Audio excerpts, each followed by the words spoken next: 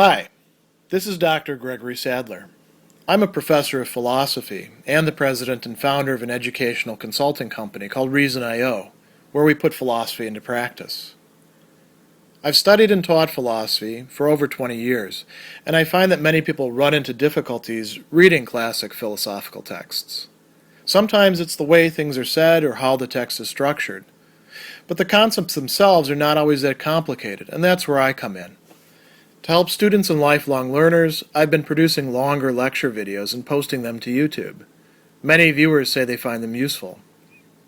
What you're currently watching is part of a new series of shorter videos, each of them focused on one core concept from an important philosophical text. I hope you find it useful as well.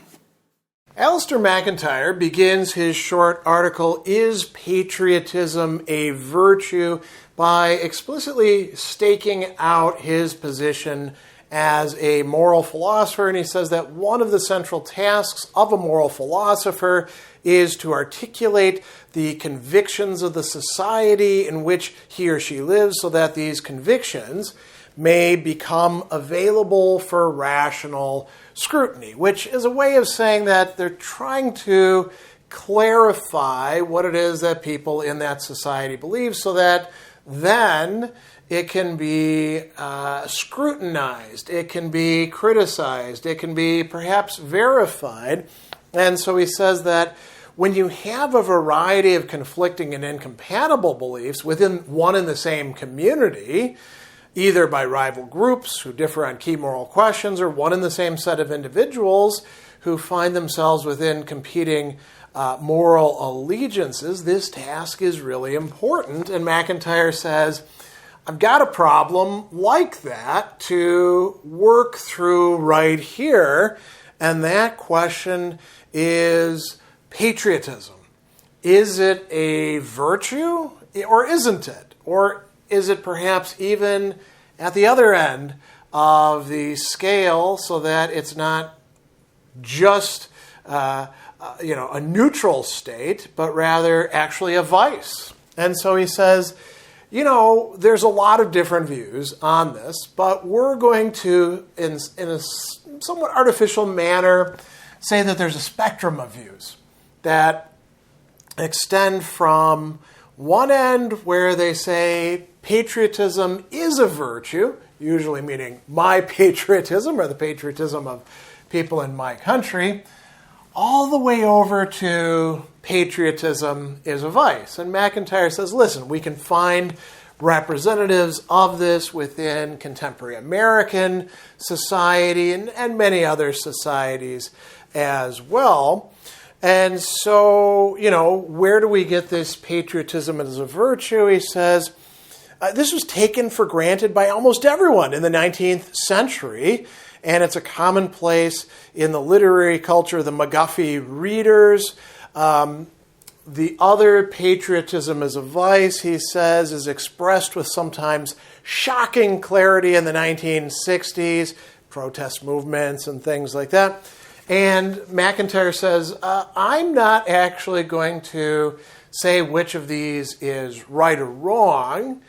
My goal is actually to clarify the issues, dividing them, and then it's up to you, dear reader, to figure out where you want to take a stand on this. So, how does he do that?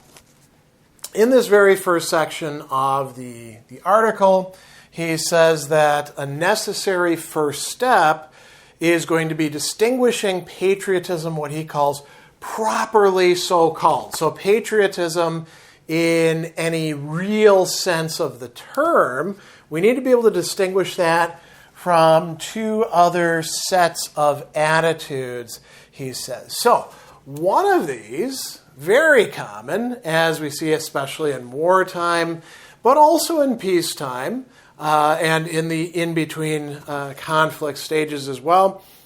The first is exhibited by those, he says, who are protagonists of their own nation's causes. So that's part of being patriotic, right? You take up your nation's causes. Why? Why do you do that? Because in your view, your nation is the champion of some great moral ideal. So he gives you some interesting examples here. During World War I, we saw intellectuals belonging to all sorts of countries making some pretty big claims. So he's going to use, Max Weber, who said that Imperial Germany should be supported because it was the cause of Kultur. Emile Durkheim, who's in France, claimed with equal vehemence that France should be supported because it was the cause of civilization, right? And we see this with Americans. We are the representatives of the right way to do things, the post-war order, capitalism, liberal democracy, pick whatever else you want to roll in there. And lots of other countries do this as well. And so he says, we see this here and now with American politicians who claim that the United States deserves our allegiance because it champions the good of freedom. Now, in the time that MacIntyre is writing, against the evils of communism, right? This is during the Cold War. There are some people today who like to throw around the word communist, but usually don't have much of a clue about what it actually means and are basically just trying to score political points. But we see people doing that today with all sorts of other supposed enemies of the freedom that America embodies. And he says, what distinguishes this attitude from patriotism? Why is this not actually patriotism? Is twofold. First, it's the ideal and not the nation, which is the primary object of their regard. So if it's capitalism you're supporting, you actually like capitalism. You don't like the U.S., you would actually support any place that has capitalism or market freedom or whatever else you're going to call it. Second, insofar as their regard for the ideal provides good reasons for allegiance to their country, it provides good reasons for anyone at all to uphold their country's cause, irrespective of their nationality or citizenship. What's he saying there? So if you're going to claim that France is somehow the representative of civilization, it's not only French people who should support France, it's everybody in the world because that's a great moral ideal. So that's different than patriotism. So he goes on and he says, patriotism is defined in terms of a kind of loyalty to a particular nation, which only those possessing that particular nationality can exhibit. And so he's going to use France as an example. Only French people can be patriotic about France. Anybody can make civilization their own. Now, of course, you could become nationalized. You could be an immigrant and say, I want to identify with France, or I want to identify with the United States, or I want to identify with Mexico, or whatever new home country you have. Then he's going to go on and make another important distinction. So, universal ideals, that's one thing. Patriotism is also not, as he's going to call it, mindless loyalty to one's own particular nation, which has no regard for characteristics of that nation. As a matter of fact, patriotism is not going to be mindless loyalty anyway, but the characteristics of that nation, he says, are important. So he says that patriotism generally and characteristically involves a peculiar regard not just for one's nation, but for the particular characteristics and the merits and the achievements of one's own nation. There's got to be something worth being patriotic about. So if your nation is really just a garbage heap, it's tough to be patriotic in any real sense about it. You can be tribalistic about it. You could say, this is my turf. But if you really think your nation is a crap hole, you can't really effectively be patriotic. And so he says that, the characteristics, merits, achievements are valued as merits and achievements, and their character as merits and achievement provides reason supportive of the patriot's attitudes. But the patriot does not value in the same way other similar merits and achievements when they're the merits and achievements of some other nation. So, we think our our democratic system with checks and balances is the best, and our Constitution is wonderful because it's the oldest and all that. We might look at another country and not appreciate those things in quite the same way. And they might actually be doing that better than us, right? Now, he's going to go on and pick out another really important aspect of patriotism. So he's distinguished what patriotism isn't. Well, what is patriotism then?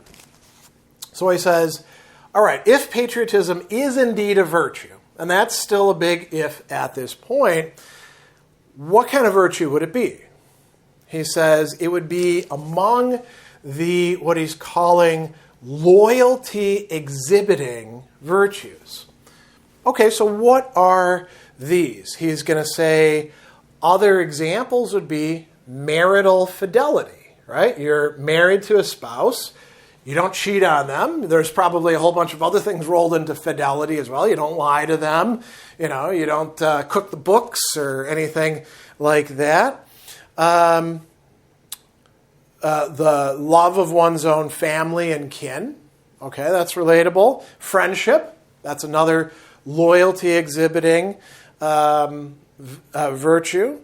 And then he says loyalty to institutions like school and cricket or baseball clubs. MacIntyre is from Scotland originally, came over to the United States, spent a good portion of his life there, wants to be able to talk to both sides of the Atlantic with that. But we can think of all sorts of other organizations and institutions we might belong to. So he says, what's going on in these loyalty exhibiting virtues? Well, he says that there's two important things and then one other one that's going to be a little bit problematic. So the first one is he says there's regard for these particular persons or institutions or groups, and he calls these action-generating regards. So you're going to do something or say something at least, right? And what is this going to be based on? A particular historical relationship of association between the person exhibiting the regard and the relevant person, institution, or group. So you belong to let's take a sports team, right? You grow up rooting for them. You watch them on TV. Maybe you get to go to a game once in a while. They play. They hopefully do their best. You get up and, do a good job. I'm going to wear your jersey and all that. Those are, ways of exhibiting loyalty. Somebody says the team that you like isn't any good. Well, you stick up for them, even though maybe they actually aren't all that good.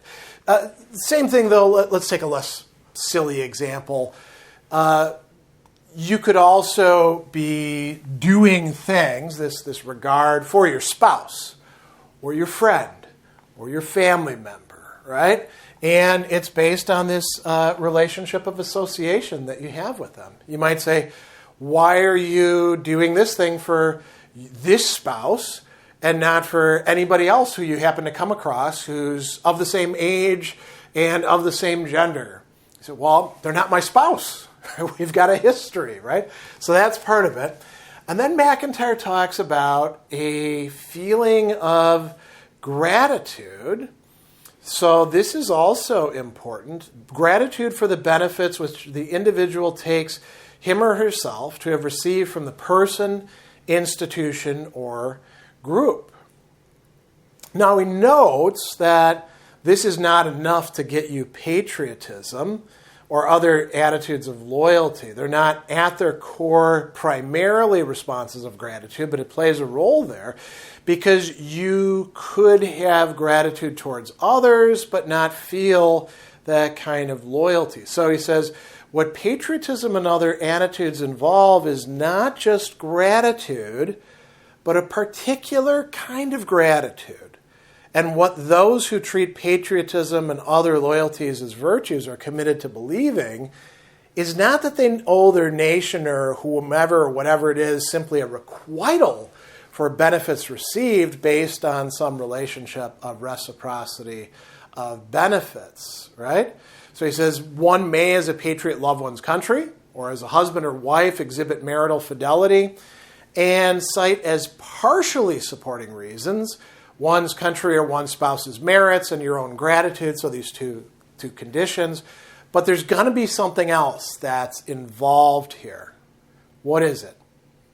What is valued as the merits, as he's going to put it, of my country or my spouse, or as the benefits received by me from my country or spouse, the particularity, what he calls an ineliminable particularity of the relationship. It's essential and ineliminable, and in identifying it, we've already specified one central problem, he says.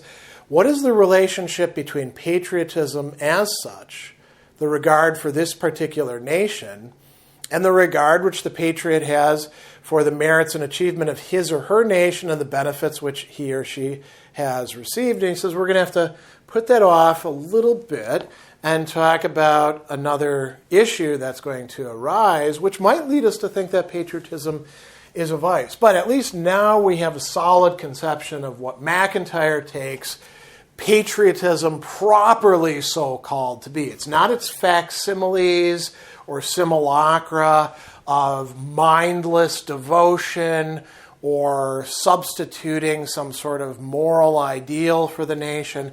It is based in this loyalty that is generated over time that involves regard for the nation, gratitude, but also that particularity as well.